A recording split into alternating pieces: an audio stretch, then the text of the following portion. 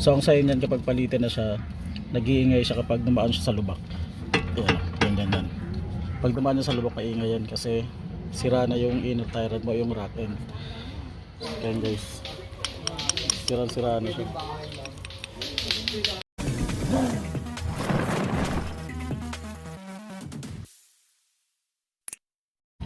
So good afternoon guys.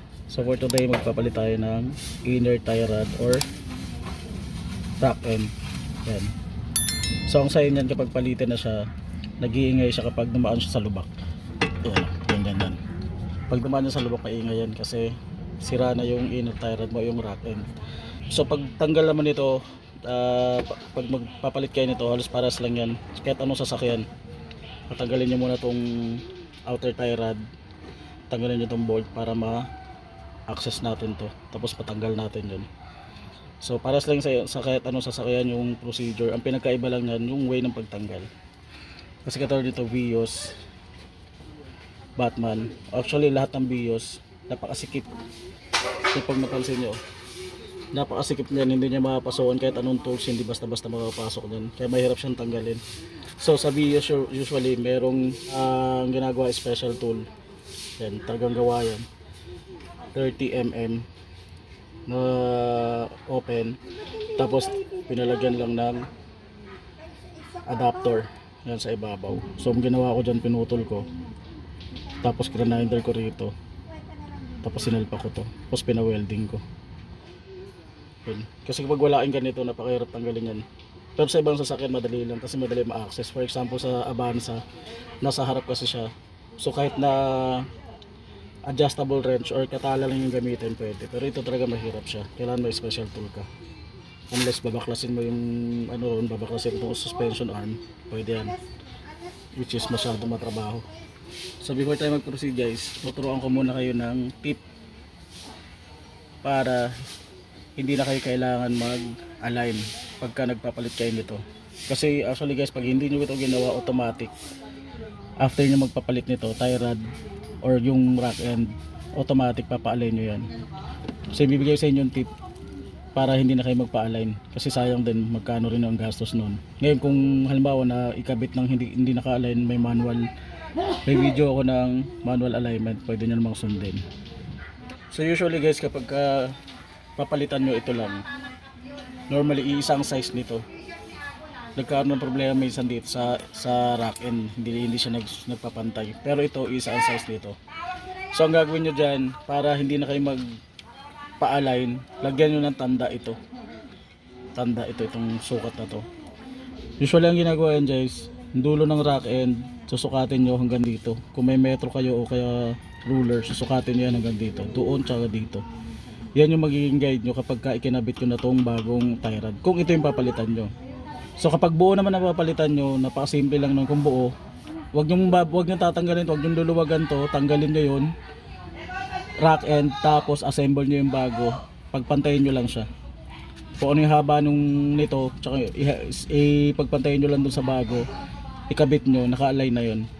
Kasi simple lang naman logic ng alignment eh. Kung ano yung haba nung tinanggal nyo, dapat pag binalik nyo siya ganun din. Before natin to tanggalin, luwagan nyo muna to, kasi dapat yung luwagan kapag natanggal nyo na. So dito lang, konting luwag lang, as in luluwagan nyo lang siya. Pag nahirapan kayo tanggalan, kontrahin nyo to ng 13, tapos ito ay 22. So luwagan nyo lang ng konting-konti para lang maikot na natin siya ng kamay. So ganyan, yan, maluwag na siya ng konti. Huwag nyo lang isasagad, konting-konti lang para matanggal na natin to.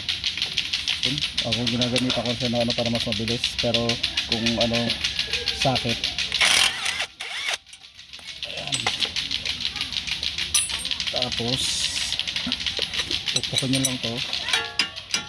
Normally pag matigas yan, matigas tanggalin, may tools na pantanggal talaga dyan. Pero kung wala yung tools, pupukin nyo ng martilyo itong knuckle, itong side na to, or balik nyo yung nut, sagad lang dito hanggang dito, saka nyo pupukin ng martilyo. Pero dahan-dahanin nila kasi baka masira, mahirapan kayo magbalik. So yun, para matanggal natin yung rack end, papasagad natin yung manibela. Sabi ko, ipihitin yung manibela sagad sa kaliwa or kanan, depende kung saan kayo nagpapalit, para lumabas yun, mas madali natin siyang ma-access. Tapos ito yung pakita ko sa inyo kung bakit siya nag-iingay. Ayan guys, sirang-sira na siya. Ayan. Kaya yan maingay pag nalulubak, o kahit hindi nga nalulubak yan. Ayan, pagka nag-break ka, mag-iingay yan kasi kakalampag na yung bakal. Ayan. Yan yung sign na palitin na siya, wala na talagang kakapit-kapit. So yun, so ito para matanggal natin, since we use to, kailangan mo ng special tool. Ito yung ginawa namin tool. Yan. Okay mo, ipasok na natin yung ating special tool. Yun, nakaipit na siya. So ikutin lang natin yun, gamitan nyo ng breaker bar para madali siyang matanggal. So, pag wala kayong breaker bar, matatanggal yan. Ayan guys, sirang-sira na siya. Kaya sinabi ko, luwagan nyo lang siya ng konting-konti para pag sinukat nyo siya, yan, sukatin nyo kung pantay. Ayan, humawa yan. Ayan, magkasing haba naman siya. So gagawin nyo ron, since sinuwagan na natin ito ng konting-konti, pagpantayin nyo lang yung bagong bolt. Ayan.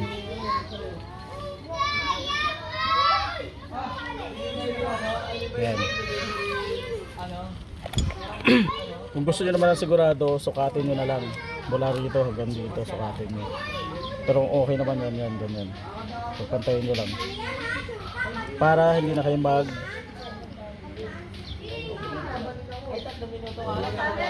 ang susukatan nyo itong dulo, na to, tsaka to, tsaka dito, kung pantay na. Tapos ito yung purpose nung ano na yan, ito yung purpose ng tools natin guys. Yan, yan yung papasok. Tapos pipihitan natin dito, gamitan nyo ng power handle tsaka extension. Yan, dyan dito siya pantay. Biko. Spaghetti. Betty. Ano? Palabok. So yan, Pansit bihon. Biko. tapos balik nyo yun yung tie rod, pitin nyo to para hindi umikot, tapos balik nyo itong tie rod, tapos higpitan nyo lang ng konti, tapos salpak na natin to.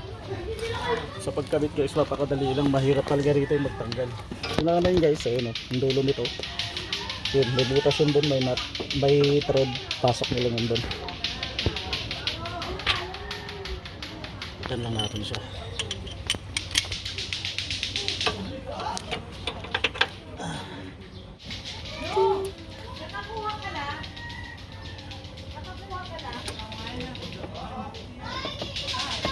Ito guys, tinanggal ko yung bolt para may pasok natin yung bolt. So ayan siya. So ginawa ko, nilagyan ko ng tape yung dulo ng bolt para pag binalik natin yan yung palatandaan. And tapos pitin nyo na lang to ng clip, since wala tayong clip. Ano ang gagamitin natin dyan? Cable tie. So mamaya lagyan natin ng cable tie yan, tapos balik na natin tong tape. So nilagyan ko siya doon sa likod para isasagad ko lang to sa tape, okay na yan. Tapos balik na natin tong tie rod. So yan, medyo baliktad, so pihitin nyo lang to. Yan. Tapos balik na natin to. Balik na muna tong tie rod bago natin, bolt ng tie rod bago natin hikitan yung bolt mismo. Yan. Tapos ito.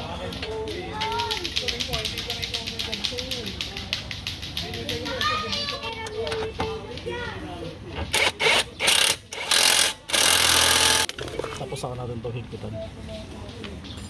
Kontrahin nyo lang. 13. Tapos 22. Ito nyo to. Kontrahin nyo lang 13 at saka 22. Kontrahan. Yun guys.